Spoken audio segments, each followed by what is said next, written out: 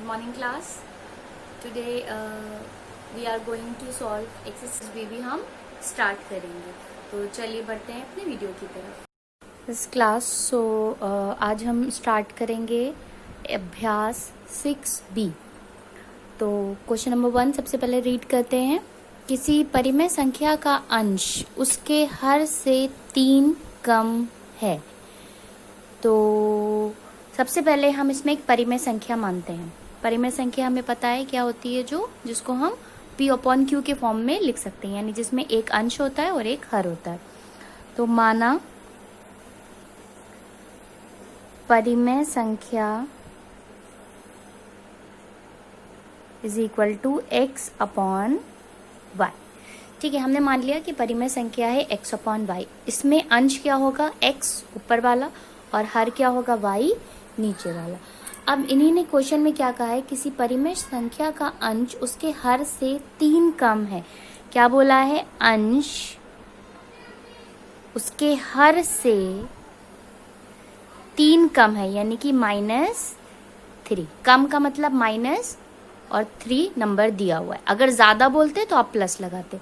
तो अंश is equal to her -3. अंश क्या है, अंश है x, हर क्या है, हर है y, -3. ये हो गई आपकी समीकरण 1. ठीक है, आगे पढ़ते हैं. यदि उसके अंश और हर में 5 जोड़ दें तो नई संख्या का मान 3/4 हो जाता है. यानी संख्या तो x/y हमने मानी है. इसके अंश में अगर 5 जोड़ दें तो x + 5 हो जाएगा, और हर में अगर 5 जोड़ दें तो y + 5 हो जाएगा.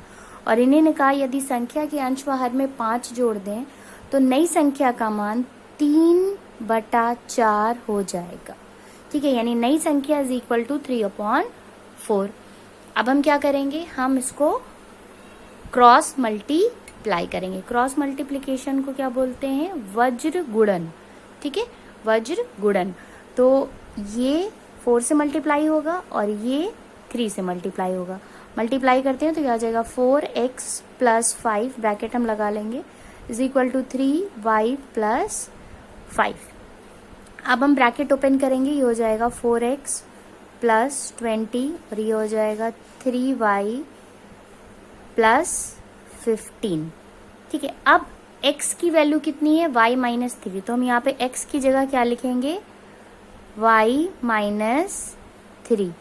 ठीक है, हम समीकरण 1 से x का मान रख देंगे. ओके, तो यहाँ पर लिखेंगे ब्रैकेट में समीकरण 1 से x का मान रखने पर. ठीक है, हमने समीकरण 1 से x का मान रख दिया. अब हम इस ब्रैकेट को फिर से ओपन करेंगे और फिर y को एक साइड में, लेफ्ट हैंड साइड में, और नंबर्स को राइट हैंड साइड में ले जाएंगे.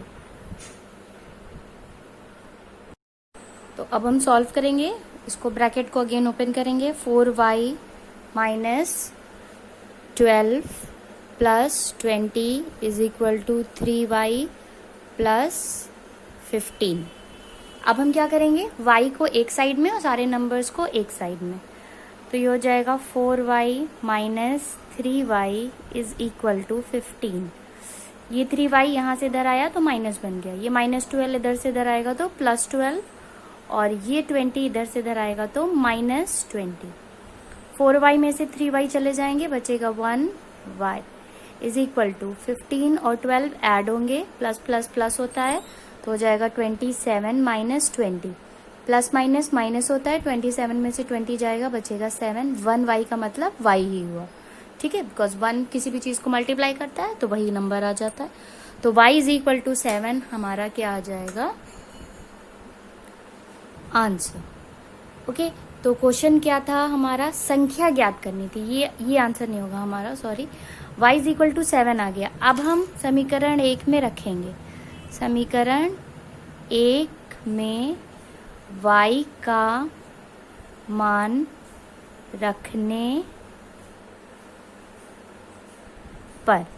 समीकरण 1 हमारा क्या था, x is equal to y - 3, यानी y की वैल्यू 7 रखेंगे तो 7 - 3 यानी कि x इज इक्वल टू 4 आ गया. तो परिमेय संख्या क्या होगी, हमने क्या मानी थी, तो परिमेय संख्या हमने मानी थी x अपॉन वाई। तो x की वैल्यू है 4 और y की वैल्यू है 7, तो संख्या क्या हो जाएगी 4 अपॉन 7 और यही आपका क्या हो जाएगा आंसर। ठीक है, तो सेम ऐसे ही आप क्वेश्चन 3 सॉल्व करेंगे। तो आपके लिए क्वेश्चन 3 क्या है, होमवर्क है। जैसे हम लोगों ने क्वेश्चन 1 सॉल्व किया है, सेम वैसे ही क्वेश्चन 3 आप सॉल्व करेंगे। अब हम लोग क्वेश्चन नंबर 2 सॉल्व करते हैं। क्वेश्चन है हमारा वज्र गुणन विधि से हल कीजिए। आपको वज्र गुणन विधि का मतलब क्रॉस मल्टीप्लिकेशन, और क्रॉस मल्टीप्लिकेशन का मतलब क्रॉस जैसे बनता है ऐसे और ऐसे क्रॉस बनाते हैं, इसको इससे मल्टीप्लाई करते हैं, इसको इससे मल्टीप्लाई करते हैं, इसी को बोलते हैं वज्र गुणन विधि। तो आप क्या करेंगे, 7 से मल्टीप्लाई करेंगे 11x प्लस 7 को, और हमेशा हम इसे ब्रैकेट में पुट करेंगे, नहीं तो मिस्टेक हो जाएगी। आप सिर्फ 11 को मल्टीप्लाई करेंगे, 7 को नहीं मल्टीप्लाई करेंगे। Is equal to 6 into 22x plus 13। अब हम क्या करेंगे, ब्रैकेट ओपन करेंगे, तो ये हो जाएगा 77x plus 49 is equal to 6 2 ज़ा 12 एंड 12 132x प्लस 6 3 ज़ा 18 and 1 and 8 78। Okay, so it will be 132 plus 78। अब हम क्या करेंगे, x को एक तरफ ले जाएंगे, y को एक तरफ ले जाएंगे, तो 77x minus 132x is equal to 78 minus 49 plus minus minus 132 में से 77 माइनस होगा क्योंकि 132 बड़ा है, तो आएगा आपका 55x, और 132 बड़ा है तो इसका साइन लगेगा यानी माइनस लगेगा, इज इक्वल टू 78 में से 49 माइनस होगा तो आपका आ जाएगा 29, और x is equal to 29 upon 55 with minus sign. Minus को हर में नहीं लिखते हैं बल्कि बीच में लिखते हैं, तो इसे लिखेंगे माइनस 29 अपॉन 55, और यही आपका हो जाएगा आंसर। ओके, तो इसको बोलते हैं वज्र गुणन विधि। क्वेश्चन नंबर पार्ट 3 भी इसका सॉल्व करते हैं। तो ये है आपका पार्ट 3, इसमें भी हम वज्र गुणन विधि करेंगे, यानी इसको इससे मल्टीप्लाई करेंगे और इसको इससे मल्टीप्लाई करेंगे।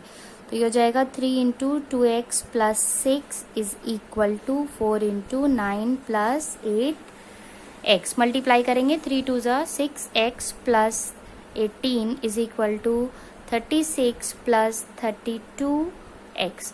x को एक साइड में ले जाएंगे, 6x minus 32x is equal to 36 minus 18। 32 में से 6 माइनस हो जाएगा, आ जाएगा आपका 26x विद माइनस साइन क्योंकि 32 बड़ा है, और 36 में से 18 माइनस होगा तो आ जाएगा 18। यहाँ पे 36 प्लस में है तो साइन प्लस का आएगा, और x is equal to 18 upon minus 26। Minus को हमेशा बीच में लगाएंगे और ये कैंसिल हो जाएगा, आपका 2 9 ज़ा और 2 1 ज़ा 2 3 ज़ा, तो माइनस 9 अपॉन 13 होगी आपकी x की वैल्यू, और यही हो जाएगा आपका आंसर। इस सेक्शन में होमवर्क है आपका क्वेश्चन नंबर 2 का पार्ट 2। जैसे हमने पार्ट 1 और 3 सॉल्व किया है वैसे ही पार्ट 2 आप सॉल्व करेंगे, और अभ्यास 6 भी आपका कंप्लीट हो गया है। अब हम अभ्यास 6C की तरफ चलते हैं। अभ्यास 6C में आपका पहला जो क्वेश्चन है वो है सही विकल्प चुनिए। इसमें आपको क्वेश्चन दिया है, देखते हैं क्वेश्चन की तरफ हम। किसी संख्या x और 7 का गुणनफल 28 है तो वो संख्या ज्ञात कीजिए। किसी संख्या x यानी कि हम लिखेंगे संख्या को x और 7 का, ठीक है, 7 का मतलब इंटू 7 का गुणनफल 28 है, यानी कि x into 7 is equal to 28। तो वो संख्या ज्ञात कीजिए, यानी आपको x की वैल्यू पूछिए, तो x इज इक्वल टू क्या हो जाएगा, ये 7 इधर आकर डिवाइड में चला जाएगा, ठीक है, ये 7 इधर आकर डिवाइड में चला जाएगा, और 7 1 ज़ा 7 7 4 ज़ा 28, तो x इज इक्वल टू 4 आपका क्या होगा, आंसर होगा। तो देखिए कौन सा ऑप्शन है, ये है आपका ऑप्शन 3, तो ये आपका सही होगा। नेक्स्ट आपका क्या दिया है, बी है, किसी संख्या x में 5 से भाग देने पर भागफल 7 आता है। किसी संख्या x में 5 से भाग देने पर, तो हमने से भाग दिया किससे, 5 से, भाग देने पर भागफल यानी रिजल्ट आंसर आता है 7। ठीक है, तो वो संख्या ज्ञात कीजिए। तो x इज इक्वल टू क्या हो जाएगा 7, ये 5 यहाँ अगर भाग में है तो उधर गुणा में जाएगा, 7 इंटू 5, तो ये हो जाएगा 35। तो x की वैल्यू कितनी आ गई, 35। ओके, तो आपका आंसर क्या हो जाएगा 35।